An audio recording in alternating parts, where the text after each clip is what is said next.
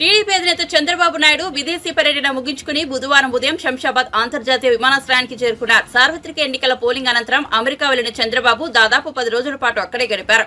చంద్రబాబు రాక నేపథ్యంలో పార్టీ నేతలు పెద్ద ఎత్తున శంషాబాద్ ఎయిర్పోర్టుకు చేరుకుని ఘనంగా స్వాగతం పలికారు. కాగా విశ్రాంతి కోసం ఈ నెల 19న చంద్రబాబు విదేశాలకు వెళ్లిన విషయం తెలిసిందే. ఇక కౌంటింగ్ సమయం దగ్గర పడుతుండటంతో విదేశీ పర్యటనలో ఉన్న నేతలు స్వదేశానికి పయనమయ్యారు. ఈ నేపథ్యంలోనే చంద్రబాబు ఆయన భార్య భువనేశ్వరి విదేశీ పర్యటన ముగించుకుని శంషాబాద్ విమానాశ్రయం చేరుకున్నారు.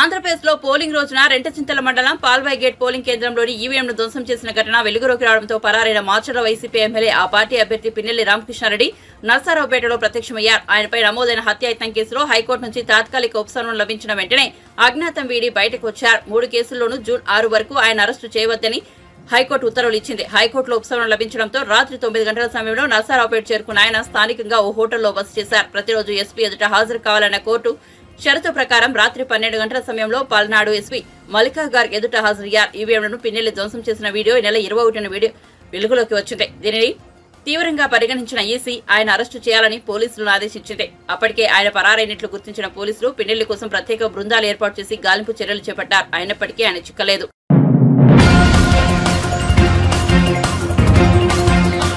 ఏపీ సీఎం జగన్ పై ఏప్రిల్ 13న విజయవాడలో రాయి దాడి జరిగిన విషయం తెలిసిందే. ఈ కేసులో నిందితుడు సతీష్ కు విజయవాడ 8వ అదనపు జిల్లా కోర్టు బెయిల్ మంజూరు చేసింది. ఈ కేసులో వాదనలు పూర్తి కాగా తీర్పును నేటికి రిజర్వ్ చేశారు. ఈ నేపథ్యంలో న్యాయమూర్తి తీర్పు వెలువరించారు. నిందితుడు సతీష్ కు షరతులతో కూడిన బెయిల్ మంజూరు చేస్తున్నట్లు చెప్పారు. శని ఆదివారాల్లో పోలీస్ స్టేషన్ లో సంతకం చేయాలని సతీష్ ని సందర్భంగా కోర్టు ఆదేశించింది. 50,000 చొప్పున 2 పూచీకత్తులు సమర్పించాలని స్పష్టం చేసింది. సతీష్ ప్రస్తుతం జైల్లో రిమాండ్ ఖైదీగా ఉన్నాడు. బెయిల్ ఉత్తర్వులు జైలు అధికారులకు అందిన తర్వాత అతడు విడుదల కానున్నాడు.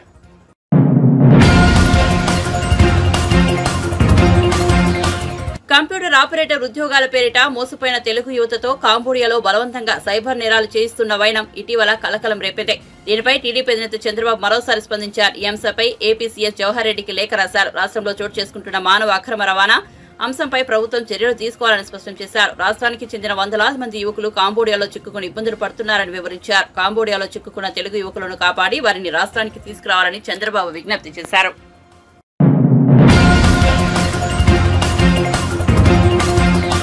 డిస్టిలరీస్ కంపెనీకి అనుమతులు ఇవ్వడంపై మంత్రి జూపల్లి కృష్ణారావు స్పందించారు. తెలంగాణలోకి ఈ కంపెనీకి చెందిన కొత్త రకం మద్యం వస్తోందని విపక్షాలు విమర్శలు గుప్పిస్తున్న నేపథ్యంలో మంగళవారం మంత్రి మాట్లాడుతూ నిబంధనల మేరకే సోమ్ డిస్టిలరీస్ కంపెనీ ఉత్పత్తులను తెలంగాణ బేవరేజెస్ కార్పొరేషన్ కు సరఫరా చేసేందుకు అనుమతించినట్లు చెప్పారు. కొత్త మద్యం బ్రాండ్లకు సంబంధించి తమ వద్దకు ఎలాంటి దరఖాస్తులు రాలేదని గతంలో ఓ మీడియా సమావేశంలో చేసిన వ్యాఖ్యలకు తాను కట్టుబడి ఉన్నట్లు తెలిపారు. తన వద్దకు ఏ ఫైలు రాలేదన్నారు. ప్రస్తుతం ఉన్న నిబంధనల ప్రకారం నిర్ణయం తీసుకున్న అధికారం బేవరేజెస్ కార్పొరేషన్ కుందన్నారు. ఈ క్రమంలోనే సోమ్ డిస్టిలరీస్ కు అనుమతి ఇచ్చినట్టు చెప్పారు. బేవరేజెస్ కార్పొరేషన్ రోజు వారి కార్యకలాపాలు తన దృష్టికి రాలేదన్నారు. కానీ కొన్ని పత్రికలు వాస్తవాలు తెలుసుకోకుండా ప్రచురించాయని ఆవేదన వ్యక్తం చేశారు. డిమాండ్ సప్లైని బట్టి కొత్త కంపెనీలకు బేవరేజెస్ కంపెనీ అనుమతులు ఇస్తోందని గుర్తించాలన్నారు. సోమ్ డిస్టిలరీస్ 2 దశాబ్దాలుగా 22 రాష్ట్రాలు కేంద్రపాలిత ప్రాంతాల్లో సరఫరా చేస్తోందని తెలిపారు. ఎక్కడా నిబంధనల ఉల్లంఘన జరగలేదని స్పష్టం చేశారు.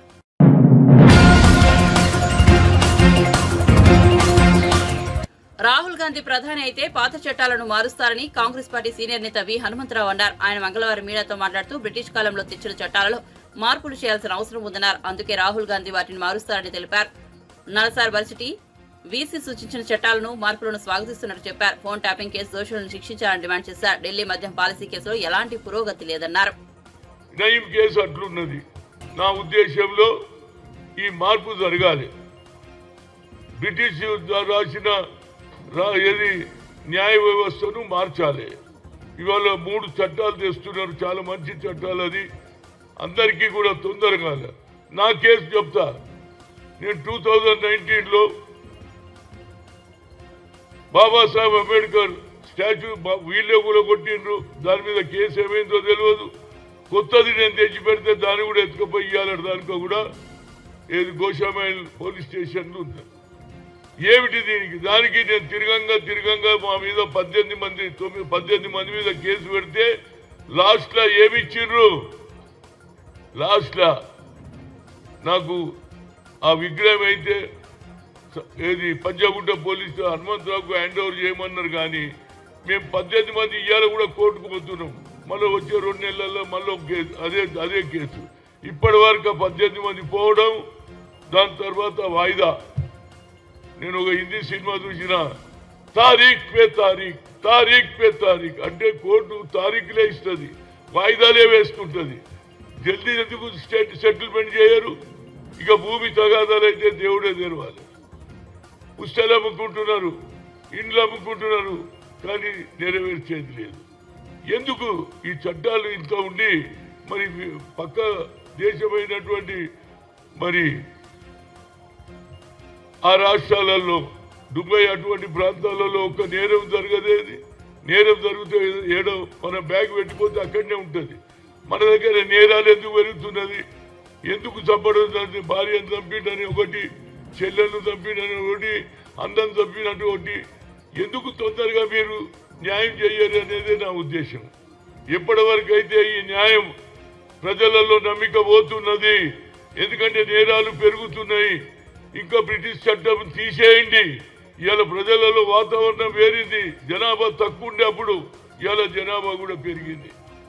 కనుక తప్పనిసరిగా ఆ డబ్బు ఏమైనట్టు? నయం డబ్బు ఎవరికి పోయింది? ప్రభుత్వానికి పోయిందా? పోలీసు వాళ్ళు తీసుకున్నారా? ఆఖరుకు ఆ భూములు ఎవరైతే లాక్కున్నాడో ఆ భూములు వాళ్ళు ఇప్పటి కూడా తిరుగుతూనే ఉన్నారు. కనుక ఈ చట్టాలు మార్చాలి. చట్టాలు 3 చట్టాలు మారుస్తూ మంచిదే. ఎప్పటికప్పుడు కేసును బట్టి చట్టాలలో కూడా మార్పు వస్తే, ఇప్పుడు మన నర్మదా ఇష్యూలో చూడండి, 23 ఏళ్ళు పట్టింది. నర్మదా నది మీద పోతున్నటువంటి భూములు తీసుకుంటున్నారని ఆమె రైతుల పక్షాన కొట్లాడితే 23 ఏళ్ళు పడుతుందా? ఆఖరుకు నెగటివ్ వచ్చింది. ఆమె ఎక్కడ వాళ్ళు హైకోర్టు సుప్రీంకోర్టు వాళ్ళంటే ఎప్పుడు తెగుతుంది? మనం పూర్తి జీవితం అంతా ఇండ్లు అమ్ముకోవాలి, సొమ్ములు అమ్ముకోవాలి. కానీ వాయిదా నా కేసు కూడా వాయిదా. మా ప్రభుత్వం వచ్చింది, నేను కేసు మన రేవంత్ రెడ్డి గారిని అడుగుతున్నా, ఇవి కావాలని పెట్టుకున్న కేసులు కాదు. బాబాసాహెబ్ అంబేద్కర్ రాజ్యాంగం రాసిండు, ఆయన తుణుకలు చేసిండ్రు. ఒక రోజు ముందు ఆయన 14 ఏప్రిల్ 13 పొద్దున చేసిండ్రు. దానికి కూడా ఇన్ని రోజులు పడితే ఎట్లా చెప్పండి? నేను అనేది ఇదే కాదు, దీనికి ఒక ఆలోచన ఉంది. ఎవరన్నా ఏమన్నా అనుకుని ప్రజల ముందు అందరిని పిలిపించి ఆడ ముందు ఉరి శిక్ష తీస్తే ఇక అందరు భయపడతారు. అరే ఉరి పడుతుందా? ఏమవుతుందా? కోర్టులో జైల్లో పోతే జైల్లో మంచి తిండి దొరుకుతుంది. బయటికి వెళ్ళి ఏది సారా వస్తుంది, చికెన్ వస్తుంది, మటన్ వస్తుంది, తింటున్నారు. బయటకు వచ్చి ఇక తెల్లారి నుంచి నమస్తే బలం. ఇక మా టీవీ వాళ్ళు కూడా వాడు జైలుకి పోతున్నప్పుడు చూపిస్తారు, జైలుకి బయటకు వచ్చినప్పుడు కూడా చూపిస్తారు. దీనివల్ల నేరాలు పెరుగుతున్నాయి. ఇవాళ నేను చూసిన ఎంతో మంది నేరస్తులే ఎక్కువ మంది పార్లమెంట్లో నిలబడ్డారు. కనుక ఈ న్యాయ వ్యవస్థలు బాగుపడ్డనాడే ప్రజలలో భయం పడుతుంది. భయమే లేదు. హ్యాక్ మర్డర్ కరేతో 1 साल జజ్బాత్ బారాతో బయటికి రాగానే వారి ప్రతిభ పెరిగిపోతుంది. ఎందుకంటే టీవీలో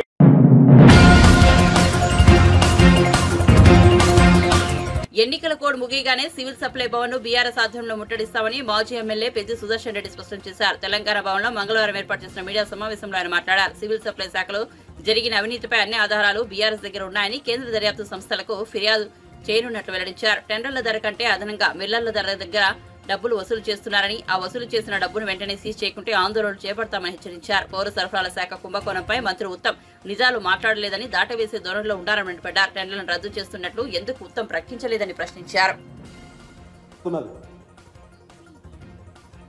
ఇవాళ బ్యాంకులు కూడా రుణాలు ఇచ్చే పరిస్థితి లేదు. మద్దతు ధరకు రైతుల దగ్గర ధాన్యం కొనుగోలు చేసి సకాలంలో డబ్బులు చెల్లించే పరిస్థితి లేకుండా ఇవాళ కాంగ్రెస్ పార్టీ వైఖరి ఉన్నది. ఇవాళ ముఖ్యమంత్రి రేవంత్ రెడ్డి గారు కేరళ పోతాడు ఉప ముఖ్యమంత్రి గారు, ఆర్థిక శాఖ మంత్రి. ఇన్ని వేల కుంభకోణం రాష్ట్రంలో హాట్ టాపిక్గా ఉంటే వారు పంజాబ్ పోతారు. ఉత్తమ్ కుమార్ రెడ్డి గారు సంబంధిత మంత్రి గారు దేవుళ్ళ చుట్టూ తిరుగుతాడు. ఇవాళ సగం క్యాబినెట్ తెలంగాణ రాష్ట్రంలో లేదు. కానీ రైతులను మాత్రం ఇలా విచ్చలవిడిగా లాఠీచార్జ్ చేసి విత్తనాలు అడిగినటువంటి, పత్తి విత్తనాలు అడిగినటువంటి, జీలుగ విత్తనాలు అడిగినటువంటి రైతులను, నోరు లేని రైతులను ఇవాళ లాఠీ చార్జ్తో తీవ్రమైనటువంటి గాయాలు చేసి ఆదిలాబాద్లో ఈ ప్రభుత్వం తమ యొక్క వైఖరిని చాటుకున్నది. దశాబ్ద కాలమైంది తెలంగాణ రాష్ట్రం వచ్చి. రేపు 3-4 రోజులు అయితే మనం దశాబ్ద ఉత్సవాలు జరుపుకునేటువంటి పరిస్థితిలో ఇవాళ ఉన్నాం. దశాబ్ద కాలంగా ఎన్నడూ కూడా లేని సరికొత్త సీన్ తెలంగాణ రాష్ట్రంలో మొట్టమొదటి లాఠీ చార్జిని కాంగ్రెస్ పార్టీ దశాబ్ద కాల కానుకగా తెలంగాణ రైతులకు ఇవాళ ఆదిలాబాద్ కేంద్రంగా అందించింది కాంగ్రెస్ పార్టీ. ఇవాళ విత్తనాలకు ప్రణాళిక లేదు, సీజనల్ క్రాప్స్ మీద అవగాహన లేదు, పంటలకు సంబంధించినటువంటి అసెస్మెంట్ లేదు, ఎరువులకు సంబంధించిన అవసరాల మీద శాస్త్రీయమైనటువంటి సమీక్షలు లేవు. ఇవాళ ఏ పంట ఎంత విస్తీర్ణంలో వేస్తారో ఇవాళ దానికి సంబంధించినటువంటి వ్యవసాయ శాఖ క్షేత్రస్థాయి అధికారులు రైతులకు అవగాహన కల్పించే అవకాశం లేదు. కానీ ఇవాళ భారత రాష్ట్ర సమితి తీవ్రంగా ఖండిస్తూ ఉన్నది. ఆదిలాబాద్ ఘటనకు తగిన మూల్యం చెల్లించుకోక తప్పదు. దీనికి రాష్ట్ర ముఖ్యమంత్రి రేవంత్ రెడ్డి గారు, కాంగ్రెస్ పార్టీ బాధ్యత వహించాలి, వెంటనే క్షమాపణ చెప్పాలని చెప్పి ఇలా బీఆర్ఎస్ పార్టీ డిమాండ్ చేస్తూ ఉన్నారు. 10 ఏళ్ల కాలం పండుగ జరుపుకునేటువంటి సమయం ఎన్నడూ కూడా రైతులు ఈ స్థితిలో బ్రతకలేదు. తెలంగాణ రాష్ట్రంలో కేసీఆర్ గారు ముఖ్యమంత్రిగా వారి నాయకత్వంలో ఉన్నప్పుడు బ్రహ్మాండమైన సుభిక్షమైనటువంటి పాలన. ఇవాళ మళ్ళీ లాఠీ దెబ్బలు, జైలు జీవితాలు, విత్తనాల కోసం చెప్పులు దండలను మర్పించే విధంగా చెప్పులను లైన్లో పెట్టుకునేటువంటి సంస్కృతికి ఇవాళ మళ్ళీ ప్రారంభించింది కాంగ్రెస్ పార్టీ. ఇవాళ రైతులు కూడా ఆలోచించాలి. విత్తనాల కాడ ఆ బాధ ఉన్నది. పంటల కొనుగోలు సంబంధించిన సివిల్ సప్లైస్ డిపార్ట్మెంట్ సంబంధించి ఇలా మంత్రులు, ప్రభుత్వ పెద్దలు, ముఖ్యమంత్రితో పాటు ఉన్నత స్థాయి వ్యక్తులే ఇవాళ రైతుల సొమ్మును వేల కోట్ల రూపాయలు దోపిడీ చేస్తూ ఉన్నారు.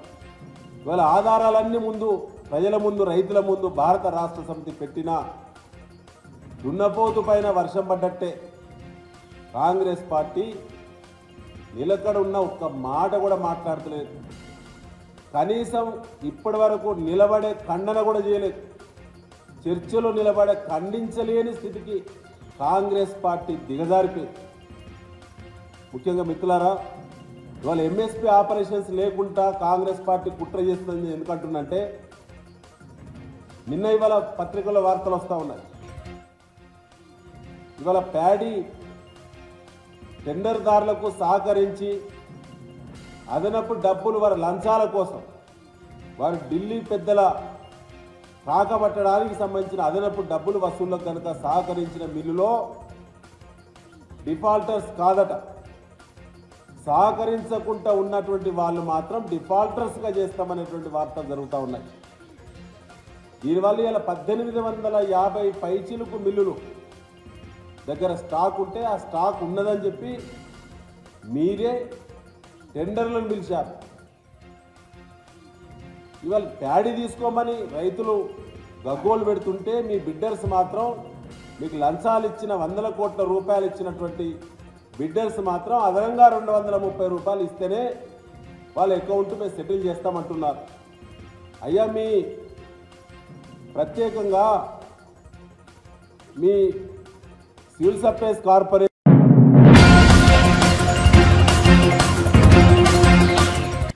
దేశ భద్రతకు విఘాతం కలిగే విధంగా వ్యవహరించి వారిని శిక్షించాల్సింది పోయి కాంగ్రెస్ ప్రభుత్వం కాపాడే ప్రయత్నం చేస్తోందని బీజేపీ నాయకులు సుభాష్ విమర్శించారు. మంగళవారం విడుదల చేసిన ఒక ప్రకటనలో ఆయన పలు అంశాలను ప్రస్తావించారు.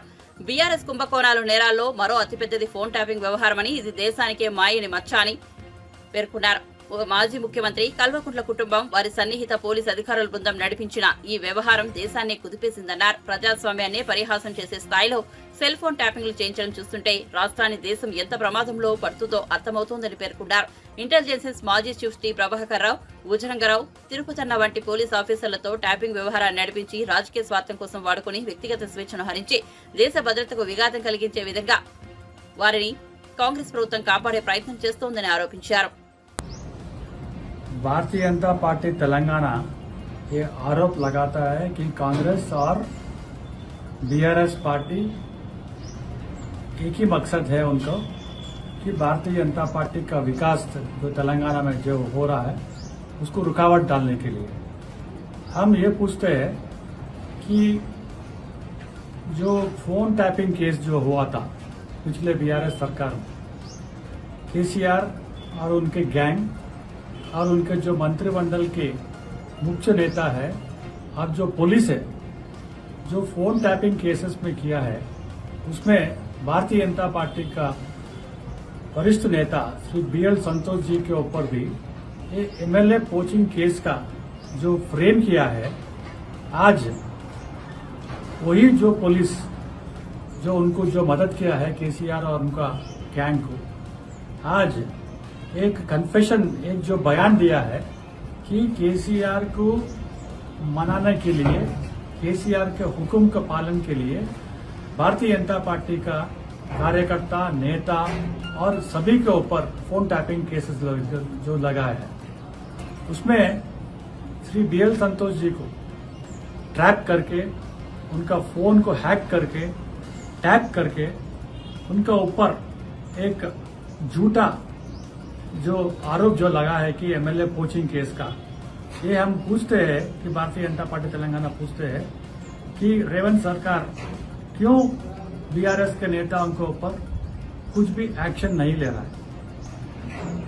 और जो पुलिस आज जो कन्फेशन दिया है राधा किशन राव, जो ओएसडी था, टास्क फोर्स तेलंगाना पुलिस, वो साफ साफ बताया कि केसीआर ने बीएल संतोष जी को ट्रैप करके एमएलसी कविता जो लिकर केस में जो इन्वॉल्व हुआ है उसको बेल आउट करने के लिए एक आर्म ट्विस्टिंग टैक्टिक्स जो इस्तेमाल किया है, कि आज कन्फेशन में सबके सामने जो गवाही दिया है। भारतीय जनता पार्टी तेलंगाना पूछते हैं कि रेवंत सरकार क्यों चुप बैठे। जो इरिगेशन प्रोजेक्ट्स के ऊपर जो स्कैम हुआ था, जो भ्रष्टाचार के ऊपर जो स्कैम्स हुआ था, लैंड माफिया के ऊपर जो स्कैम हुआ था, ड्रग माफिया के ऊपर जो स्कैम हुआ था, बीआरएस सरकार और खासकर केसीआर उनके जो परिवार के लोग उसमें डायरेक्ट इन्वॉल्वमेंट था, उसके ऊपर रेवंत रेड्डी सरकार क्यों चुप बैठे, क्यों खामोश बैठे।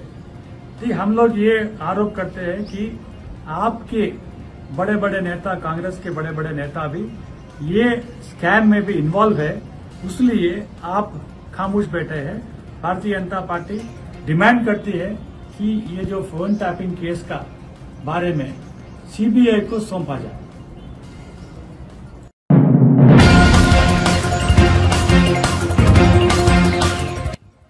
ఇండియా కూటమి అధికారంలోకి రాగానే ఇంటి పెద్ద ఖాతాలో ₹1,00,000 జమ చేస్తామని డిప్యూటీ సీఎం బట్టి విక్రమార్క అన్నారు. కాంగ్రెస్ ప్రభుత్వంలో మహిళలు, నిరుద్యోగులకు మేలు జరుగుతుందన్నారు. మంగళవారం పంజాబ్ రాష్ట్రంలోని ఫరీద్కోట్ లోక్సభ నియోజకవర్గ పరిధిలోని కొట్కపురా అసెంబ్లీ నియోజకవర్గ పరిధిలో ఏర్పాటు చేసిన భారీ బహిరంగ సభకు బట్టి హాజరయ్యారు. సభకు ముందు ప్రధాన అతిథిగా విచ్చేసిన ఏఐసీసీ అధ్యక్షుడు మల్లికార్జున ఖర్గేకు డిప్యూటీ సీఎం స్వాగతం పలికారు.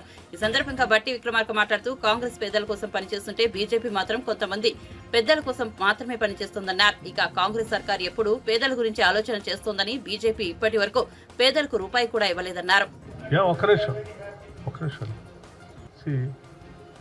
మనకి ఎలక్షన్ కోడ్ ఆఫ్ కండక్ట్ ఉంటుంది. కొన్ని అంశాల్లో ప్రత్యేక పర్మిషన్స్ కూడా తీసుకునేటువంటి సందర్భాల్లో తీసుకొని చేయాల్సిన పనులన్నీ చేస్తాము. చాలా విషయాలు తెలియక కూడా చాలామంది రకరకాల అపార్థాలు కూడా చేసుకుంటున్నారు. సో ఎన్నికల కోడ్ ఉంది కాబట్టి సీరియస్గా మినిస్టర్స్ కానీ లేకపోతే మిగతా వాళ్ళు కానీ రోజు దగ్గరుండి ఫీల్డ్లో ఉండి మానిటర్ చేసుకుంటూ చేయాల్సిన పని మీకు ఆ కోడ్ లేనప్పుడు కనపడే విధానం, కోడ్ ఉన్నప్పుడు కనపడే విధానానికి కొంత తేడా ఉంటుంది. సో ఇది విఘ్నులైనటువంటి మీడియా వాళ్ళకు కూడా తెలిసి ఉండాలి. వ్యవస్థ పనిచేస్తూ ఉంది కాబట్టి ఇట్స్ మూవింగ్. ఒక్క నిమిషం అండి, ఒక్క నిమిషం. ఇప్పుడు నేను ఇచ్చిన స్టాటిస్టిక్స్ ఒకవేళ ఈ వ్యవస్థ పనిచేసి ఉండకపోతే గతంలో ఉన్నటువంటి ప్రభుత్వ టైంలో కంటే ఎక్కువ ప్యాడీ ప్రొక్యూర్మెంట్ జరిగేది.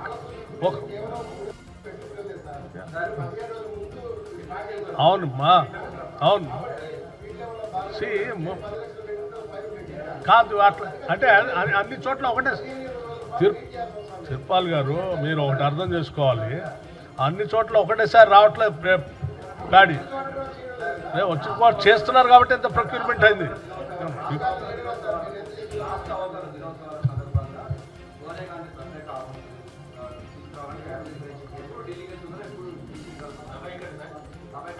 అది డేట్ అంటే ఎప్పుడు ఢిల్లీ వెళ్ళేది అనేది డేట్ ఇంకా ఏం డిసైడ్ చేయలేదు, చెప్తాం అమ్మా, రాస్తాము. ఇంకా పోయి అడగందే అప్పుడే వస్తాను.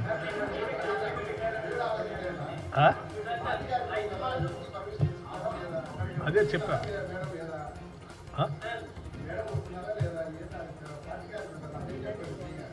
కాదమ్మా, ఇప్పుడే మనం కోడ్ గురించి మాట్లాడుకుందాం. మీరు ఎలక్షన్ కమిషన్ పర్మిషన్ తీసుకున్నారా లేదా అని ఒక ఆయన అడుగుతాడు. ఎలక్షన్ కమిషన్ పర్మిషన్ కోసం ఎస్ మేము లెటర్ రాస్తాం, పర్మిషన్ కోసం ప్రయత్నం చేస్తున్నాం. తీసుకున్న నిర్ణయం నిన్న ఈరోజు మనం మాట్లాడు. మీరు ఇంకా ఎలక్షన్ కమిషన్ దగ్గర రాసినటువంటి లేఖ అడిగి పోకముందే, మేము రాకముందే వస్తున్నారు లేదా మీరు చెప్పండి, మీరు ఎప్పుడు కలుస్తున్నారని అడిగి చెప్తాము.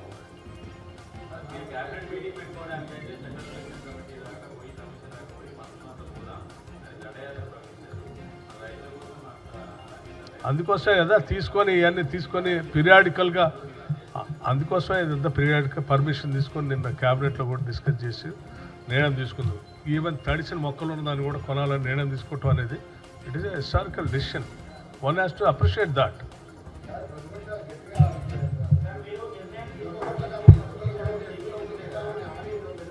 అమ్మా ప్రతిపక్షాలు మాట్లాడే అర్హతే లేదు. వాళ్ళు ఒక నిమిషం ఉండండి, వాళ్ళు చెప్పిన వాటిని 10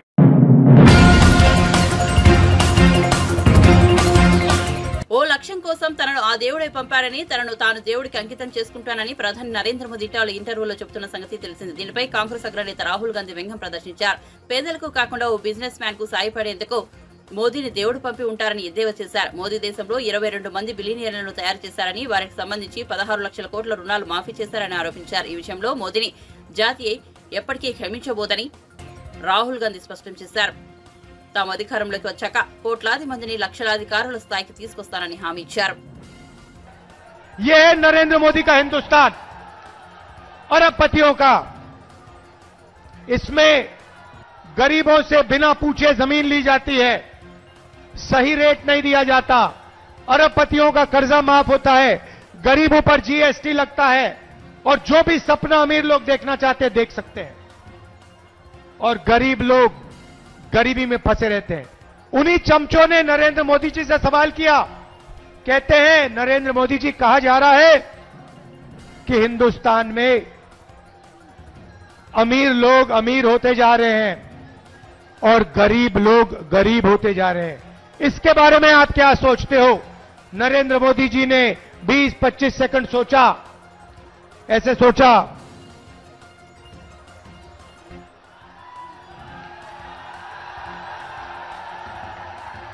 उसके बाद चमचों से कहते हैं, तुम क्या चाहते हो कि मैं सबको गरीब बना दूं? नहीं नरेंद्र मोदी जी, हम चाहते हैं कि जो सुविधाएं अमीर लोगों को मिले वो गरीबों को मिले. जो बैंक लोन उनका माफ होता है वही बैंक लोन छोटे व्यापारियों का माफ हो, वही बैंक लोन किसानों का माफ हो, वही बैंक लोन स्टूडेंट का माफ हो. जो उनके लिए आप करते हैं वो गरीबों के लिए आप कीजिए, ये हम चाहते हैं। भाइयों और बहनों, इंडिया गठबंधन ने मन बना लिया है। इंडिया गठबंधन ने मन बना लिया है। इन्होंने 16 लाख करोड़ रुपए अरबपतियों को दिए। अब हम लाखों करोड़ रुपए हिंदुस्तान के गरीब लोगों के बैंक अकाउंट में डालने जा रहे हैं।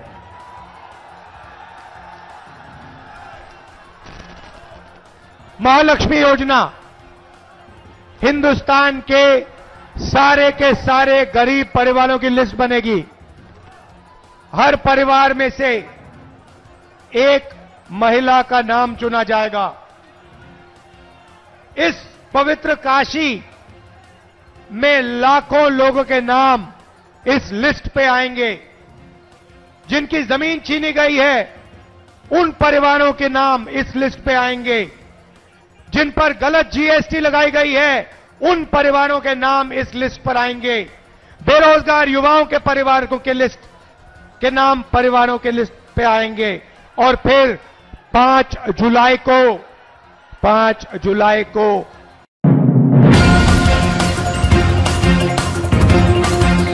టీడీపీ నేత కనకమేడల రవీంద్ర కుమార్ కేంద్ర ఎన్నికల ప్రధాన కమిషనర్ రాజీవ్ కుమార్ కు లేఖ రాశారు. ఏపీసీఎస్ జవహర్ రెడ్డి ప్రభుత్వ అసైన్ భూములను పెద్ద ఎత్తున కొనుగోలు చేశారని వెల్లడించారు. తన కుమారుడు బినామీల పేరిట సీఎస్ భూములు కొన్నారని వివరించారు. ఈ విధంగా సీఎస్ 800 ఎకరాలు కొనుగోలు చేశారని కనకమేడల తెలిపారు. ఇప్పుడు భూముల రిజిస్ట్రేషన్ కోసం అధికారులను ప్రభావితం చేస్తున్నారని తన లేఖలో పేర్కొన్నారు. సీఎస్ అధికార యంత్రాంగాన్ని తన అధికారులను దుర్వినియోగం చేశారని ఆరోపించారు. ఆయన ఎన్నికల నియమావళి ఉల్లంఘించారని తెలిపారు.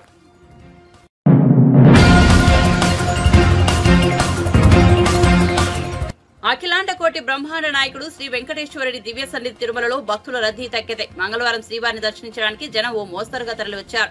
ఈ మేరకు టోకెన్లు లేని భక్తులకు దర్శనానికి దాదాపు 12 గంటల సమయం పడుతోంది. వేసవి సెలవు రావడంతో తిరుమల క్షేత్రానికి ఈ మధ్య భక్తుల రద్దీ విపరీతంగా పెరిగింది. ఇక 300 రూపాయల ప్రత్యేక దర్శనానికి సుమారు 2 గంటల సమయం పడుతోంది. బుధవారం వైకుంఠ క్యూ కాంప్లెక్స్ లోని 17 కంపార్ట్మెంట్లో భక్తులు శ్రీవారి దర్శనం కోసం వేచి చూస్తున్నారు. మంగళవారం స్వామివారిని 76,381 మంది భక్తులు దర్శించుకున్నారు.